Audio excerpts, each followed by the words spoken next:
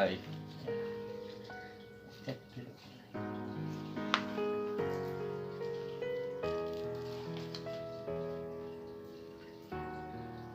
Ini udah makan. Ya, makan. Itu jam berapa?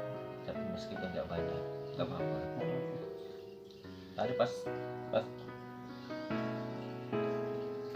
jenengan kesini pas lagi makan kan.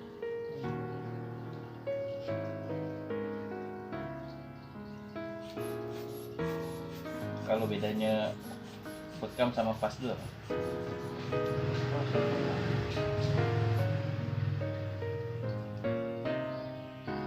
Iya.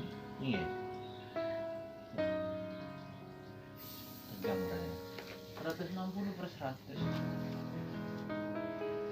Harusnya berapa? Normal nggak? Normal seusia 130 130. 140. Oh, berarti apa? Faktornya apa? Darah tinggi. Darah tinggi kan bisa karena makanan. Setelah makan, kalau fast food kan langsung dikeluarkan melalui pembuluh darah. Pembuluh darah yang Vena, vena. bawah Kalau ini arteri. ini, Kalau bekam. bawah kulit permukaan kulit. Jadi pas bantunya.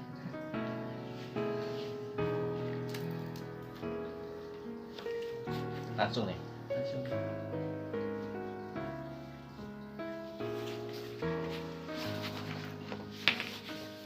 Dropin. Ini kerok tadi. Gak apa-apa sih.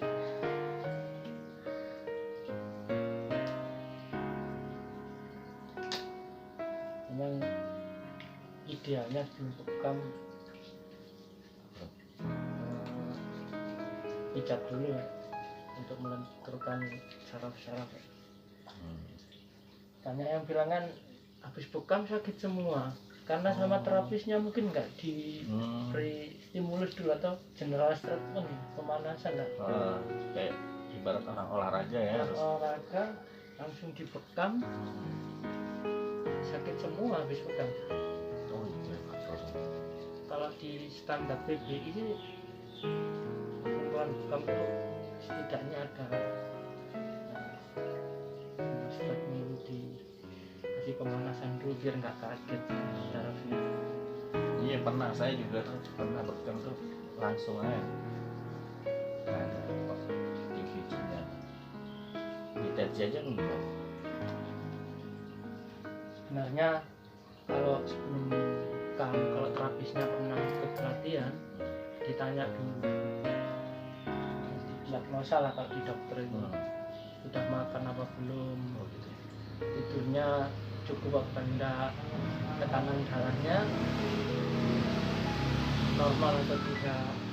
Nanti terapisnya tahu pensikapan ya, penanganan ya. Kalau tinggi boleh dibekam, Tetap kalau boleh. rendah kurang tidur biasanya tidak disarankan untuk berbekam karena dampaknya biasanya langsung pingsan. Oh. Kalau bekam itu sama donor itu bedanya apa?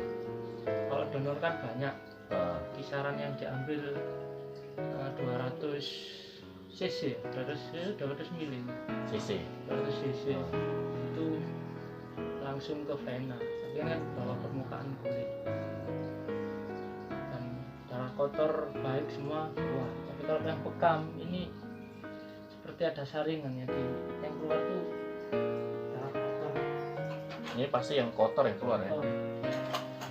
Jadi indikator darah itu baik itu bukan dari kental. Persepsi masyarakat kan semakin kental semakin wow ya. Iya betul. Padahal indikator darah itu dikatakan baik itu dari warna. Semakin cerah Semakin baik, kalau semakin keruh itu banyak toksinnya. apa tuh penyakit? Ya tumpukan apa? Toksin lah, kotoran kan. Seperti kelebihan kadar kolesterol, asam urat. Ideal itu berapa maksudnya bekam tuh berapa ini? Berapa bulan sekali apa berapa minggu sekali? Kalau romantisme sih Kalau pakai tanduk itu gimana? Disarankan apa? kalau pakai Apa tanduk sama aja? sama aja, Sama cuma aja. metode lama tradisional. Kalau dibilang steril sih sama-sama steril kalau sesuai dengan prosedur. Biasanya kan tanduk yang habis dipakai itu direbus kan air panas ya, kuman-kuman mati. Kalau ini sudah alatnya agak modern pakai kop seperti ini pun juga harus steril, bisa pakai air panas, bisa direndam sama klorin dulu, di situ dicuci sama sabun mencuci piringnya, terakhir disemprot sama alkohol. Jadi penting juga ketika bekam ini alat itu nomor satu harus steril, karena kalau nggak steril ini juga bisa berbahaya, bisa penyebaran penyakit melalui sisa-sisa darah orang lain. Maka di PBI sebenarnya ada standar fungsi, cuma saya nih masih belum lengkap, biasanya pakai celemek sama penutup kepala ya. Saya nggak bawa penutup kepala sama celemek. Berarti ini ada ini ya, wadah profesinya ada ya? Ada, namanya PBI. PBI Perkumpulan Bekam Indonesia. Jadi nggak sembarangan ya? Sembarangan. Jadi mulai proses awal bekam seperti diagnosa, terus termasuk diagnosa ini apa? Anatomi kulit, kan tiap orang beda-beda. Kulitnya ada yang sensitif, ada yang kebal, ada yang itu tuh menentukan tarikannya, ada yang kencang, ada yang kencang. Kalau yang tebal itu gimana? Susah deh, susah di. Biasanya normalnya sih untuk penarikan kalau kulit yang normal itu 15 menit. 15 menit. Kopra pertama 15, pengambilan 15 jam. Kalau yang tebal itu bisa sampai 40 menit tak masalah. Tapi kalau yang sensitif baru 10 menit sudah merah, sudah hampir seperti melepuh. Itu nggak boleh terlalu lama. Kalau terlalu lama kulit melepuh. Maka sebenarnya tidak hanya sekedar terapi sih, juga harus tahu anatomi kulit. Ada kasus itu sampai kulitnya melupas dan alatnya nggak steril kan? Bisa jadi infeksi. Infeksi. Yang dirugikan kan juga Kasian ya. pasiennya, kliennya. Ini ukuran selesainya itu apa? Lama ininya, lama bekamnya apa udah banyak keluar darahnya?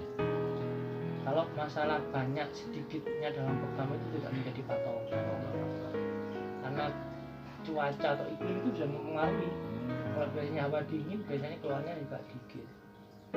Kalau panas, memang biasanya cepat karena posisi darah kan naik ke permukaan kulit. Kalau hawa panas, banyak sih hal-hal yang harus dilakukan dalam terapi bekam untuk menjaga keselamatan terapis maupun keselamatan dari klien. Jadi ini ya, sterilisasi itu bukan hanya untuk Penting. klien ya, tapi buat si Iya. terapisnya juga ya. Apalagi seperti musim pandemi seperti ini, kita harus bisa. Memang di sisi lain fungsi bekam itu untuk merangsang tubuh menghasilkan antibodi buatan. Di antaranya fungsi bekam ya. Apa? Pertama, mengeluarkan kelebihan toksin dalam darah, termasuk kelebihan asam urat, kolesterol, gula dalam darah. Yang kedua, melenturkan saraf otot yang tegang. Jadi efeknya setelah dibekam kan terasa enteng gitu. Yang ketiga, bekas dari sayatan atau dari luka-pelukaan itu merangsang tubuh untuk menghasilkan imun buatan atau antibodi buatan. Seperti orang baru jatuh ya, luka itu kan mau sembuh itu kan gatal, maka sebenarnya gatal itu adalah efek alami tubuh menghasilkan antibodi buatan. Oh iya. Itu efeknya. Jadi bekam kok gatal itu memang alami. Iya benar. menghasilkan anti imun buatan. Kalau usia yang sudah boleh dibekam itu ada nggak usia nih batasannya? Paling kecil berapa tahun, paling tua tuh berapa tahun? Seingat saya sih anak-anak kisar usia 10 tahun ke atas mungkin Udah boleh 10 tahun. nggak boleh. Terus kalau masalah tua sih nggak masalah, meskipun asalkan kulitnya itu bisa di, kan ada yang terlalu tua sehingga kulitnya nggak bisa iya di kop.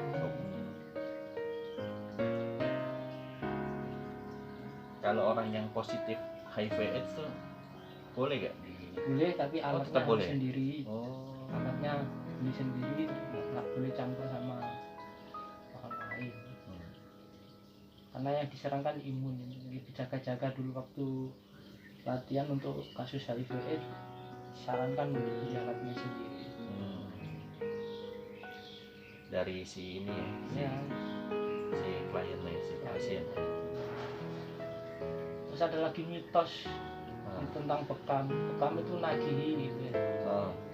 Sebenarnya nggak nagihi sih, ibaratnya kebutuhan ya. Kalau orang makan kan kebutuhan, kalau lapar kan otomatis kita ingin, karena tubuh merasakan itu apa kebutuhan untuk ingin mengulang kembali, bukan seperti zat adiktif ya. Jadi nggak ada istilah ketagihan, tapi lebih ke arah kebutuhan. Tubuh merasakan bahwa setelah bekam itu ada tubuh merasakan enak, peredaran darah lancar, terus berkurang rasa sakit nyeri. Berarti terus secara alamiah ya? Secara alami. Yang terpenting itu alat ya, sama diagnosa seorang terapis. Banyak yang fatal juga yang karena kesalahan dari terapisnya sih. Terlalu bahasanya Jawanya gerusa-gerusu ya. Mungkin dia dapat target tapi nggak memperhatikan keselamatan si klien. Anggerkop saja. Kalau anggerkop anak kecil SD aja nggak bisa. Iya. Kalau posisi yang bagus tuh pas di ini di bekam itu duduk apa tidur? Disarankan untuk duduk karena posisi seperti ini darah itu keluarannya kan apa ya Pak? Lebih apa deras? Darah lebih kencang. Kalau tidur kan naik ke gini, apa darahnya tuh naik. Ya agak susah sih. Sambil duduk lebih bagus. Tapi kalau dalam kondisi capek enggak masalah, sama tidur enggak masalah. Kalau bagian tubuh semuanya bisa apa ada tertentu yang dilarang? Ada, seperti area kelenjar getah bening, terus sama ya dubur, kemaluan, tidak, terus ya area getah bening enggak boleh. Kepala boleh ya? Boleh, malah disarankan. Sini ada yang namanya di kepala ini namanya umum-umis. Istilah kalau di bahasa terapinya itu puncak kepala. Saya sering yang bisa disembuhkan dari umum-umis ini seperti stroke, terus asam lambung ya, vertigo. Itu langsung terasa itu Pak. Saya punya klien yang lama itu enggak sembuh-sembuh, terus minum obat ya memang ya meredakan rasa nyeri, tapi pasca di kop kepalanya di umur sini enggak pusing lagi gitu ya. Kalau ini jadi terapisnya udah berapa tahun? Saya 6 tahun ini. 6 tahun. 6 tahun ini. Ada pengalaman ini nggak menarik? Ada. Apa? Ternyata bekam itu enggak hanya medis saja, tapi non medis seperti ilmu seperti dunia gaib gitu ya. Di dalam hadis kan ada itu diterangkan bahwasanya darah itu kendaraannya setan kan. Maka setan masuk melalui tubuh manusia dan berjalan ke seluruh tubuh melalui darah kotor yang pasti ya, karena setan senang yang kotor-kotor. Suatu ketika setiap saya melakukan tindakan bekam, saya selalu berdoa minta perlindungan kepada Allah untuk keselamatan saya maupun untuk klien. Dan tidak sengaja saya ketika bekep gini baca ta'awudzubillah minasyaitonirrajim Allahumma rabban nas, tiba-tiba kliennya langsung kesurupan gitu. Bilang jangan keluarkan saya gitu. Jadi dia nggak mau darahnya dikeluarkan, nggak mau. Itu pengalaman saya waktu selama langsung itu saya bilang keluar kamu lewat darah gitu. Dan ternyata hadis itu benar. Berarti klien ini punya ini ya, kayak punya kodam gitu. Oh iya, ya seperti punya kodam atau dia disenangi bangsa jin. Maka bisa dikatakan kami ini pengobatan ilahiyah ya, dari langit. Artinya seperti yang dibicarakan kan awal muasal bekam ini kan perintah kedua setelah sholat ketika Rasulullah SAW. Luar biasa ya ternyata. Pengalaman saya tadi sempet sih awal-awal itu kaget kok bisa. Ternyata masih ingat kata guru saya, itu hal yang wajar karena memang setan bersembunyi di darah yang kotor. Makanya jangan salah kalau kita merasa letih, malas ibadah, mungkin setan menguasai seluruh tubuh kita melalui darah kotor itu. Kalau pengalaman dapat orang yang kebal pernah gak? Yang kulitnya nggak bisa ditembus? Pernah. Beliau pernah mengikuti ilmu tenaga dalam. Jadi di fasdu maupun di luka itu darahnya nggak keluar, maka jarumnya pun putus. Terus saya bilang, Pak, Bapak punya ilmu apa?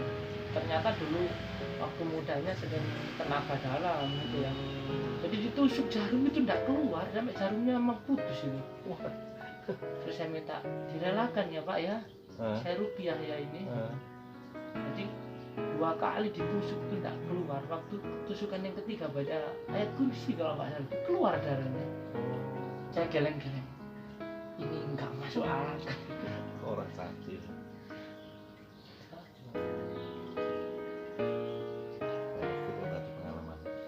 Hampir alhamdulillah banyak ilmu yang saya dapat termasuk karakter klien. Kamu banyak kan interaksi sama klien kan ada yang cuek, ada yang humble, ada yang seperti itu. Kalau perempuan enggak, saya enggak ya. Istri saya biasanya. Tapi itu di PBI itu ada ketentuannya enggak? Ada, disumpah dulu. Memang nggak boleh. Nggak boleh untuk terapis laki-laki, untuk laki-laki. Kalau perempuan dan laki-laki juga bisa. Kecuali mungkin ini ya di bawah umur ya. Iya, sama boleh ya, suaminya sendiri atau di karena kan ini juga kan pas prakteknya kan pakai sarung tangan kan. Pakai sarung semua. Sebenarnya standar. Ini saya nggak pakai celma ini. Celma itu penutup ini sama kepala biasanya pakai. Insya Allah saya sesuai dengan standar. Ada izinnya nih ya? Ada. Mentuhan juga ada. Cuma saya nggak meneruskan praktik.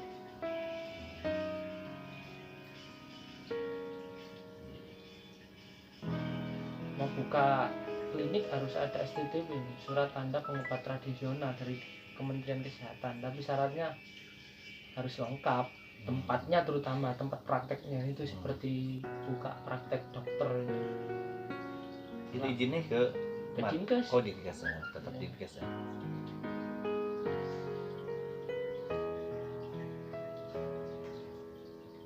Kalau langganan dokter ada? Ada ya?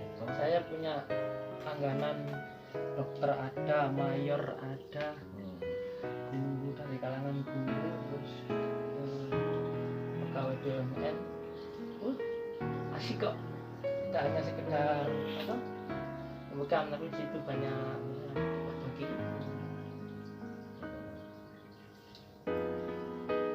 Kalau anak-anak itu kan katanya kalau sering dipijit kan dia bisa ini kan lebih lincah gitu kan. Iya. Nah, kalau di bekam itu ada ini enggak? Efek positif enggak? Kalau ke anak-anak? Ya ada sih, cuma kalau bisa menurut saya sih ya. Bekam itu kalau sudah remaja gitu ya. Oh gitu. Kalau masih anak-anak kan darahnya masih bersih ya. Makanannya juga nggak nggak begitu macam-macam ya. Macam-macam. Kalau sering makan daging tuh darahnya lebih jauh lebih kental. Apa Ya, itu? banyak pola hidup. Apa itu? Pola hidup. Jadi kebanyakan orang kan menyalahkan kolesterolnya, Nah, menyalahkan apa? makanan ya. Gula darah saya tinggi kebanyakan, terus asam saya tinggi. Sebenarnya untuk masalah asam, terus kolesterol, terus gula darah tuh tidak masalah, karena memang di dalam darah kan ada unsur itu, dan ada unsur semisal lemak ya. Nah, Lemak itu kalau tidak berlebihan, lemak itu akan berubah menjadi energi, termasuk asam dan juga yang jadi masalah kan ketika unsur ini berlebihan, maka tidak terjadi yang namanya ketidakseimbangan, penimbunan juga. ya penimbunan, itu hanya darah semakin mengental dan peredaran tidak ada. Maka sebenarnya kami untuk menyeimbangkan itu tadi kelebihan itu. Kalau untuk ini bisa buat melangsingkan tubuh bisa gak? Bisa, tapi nggak langsung signifikan. Enggak, silakan. Ada analogi lain terkait dengan bekam. Apa? Ya, kalau sama orang otomotif bilang gini, ibaratnya mesin, kalau ganti oli kan otomatis kinerja Mesin. dari mesin kan enteng itu ya, Oh, benar. sekernya, pembakarannya kan di bagus. Bekam ya itu, ketika darah kotor itu keluar, Hah? maka kinerja jantung pun semakin tidak terlalu berat.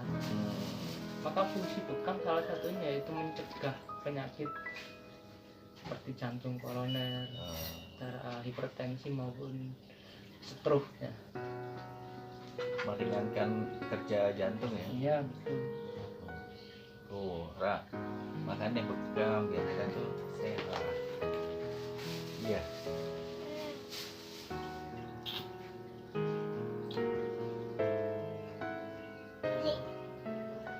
Ada berapa Ra yang ini Ra? Ada berapa Ra? 2. Cuma 2 masa 2. 2. Ya, udah banyak ya.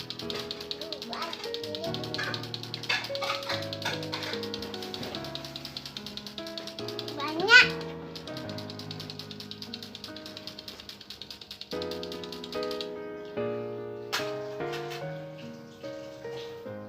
Ada darahnya Ra? Keluar gak? Ada Ada. dikit Dikit apa itu? yang itu banyak, yang ini dikit. Nah ini tarikan juga bisa request, setiap orang kan beda-beda. Oh, bisa ya diatur ya. Bisa diatur. Oh. Kurang bang gitu, tambahin lagi.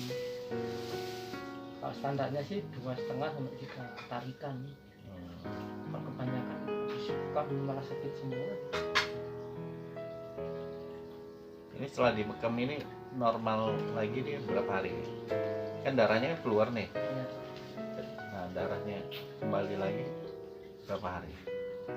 Sebenarnya untuk boleh dibekam lagi itu menutup kembali pori-pori tidak kisaran 2 minggu. Maka selama bekam yang paling cepat adalah sebelumnya itu 2 minggu. Ya, menutup pori-porinya juga kan. Tapi ini nanti darah yang keluar ini diganti dari makanan ya? Secara otomatis tubuh itu akan menghasilkan sel darah merah yang baru melalui sum-sum. Oh iya. Jadi darahnya fresh, otomatis kinerja jantung untuk mengalirkan darah kan semakin mudah. Jadi bahasanya bisa dikatakan bekam itu tindakan preventif, pencegahan untuk penyakit kronis ya. Baru jangan bekam dulu ketika sakit, sebelum sakit kita cegah dulu. Wow. Paling biasanya kalau orang-orang sih menjaganya 3 bulan sekali. Halo. Nah, jangan gitu lah, nggak kelihatan lah.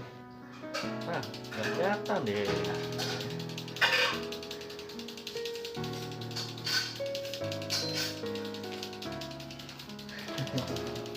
Tadi ada iklan tadi. Jadi ada Oh iklan. iya. Ini mau SD ini. Mau SD.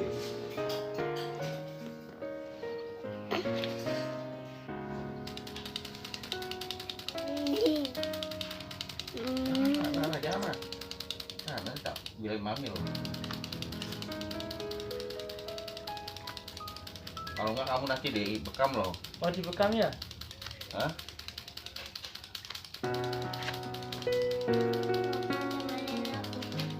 Tadi dulu aku kesini. Ini dia guys, darah kotor yang dikeluarkan dari hasil bekam barusan. Insya Allah selanjutnya lebih sehat lagi, lebih bugar lagi. Terima kasih.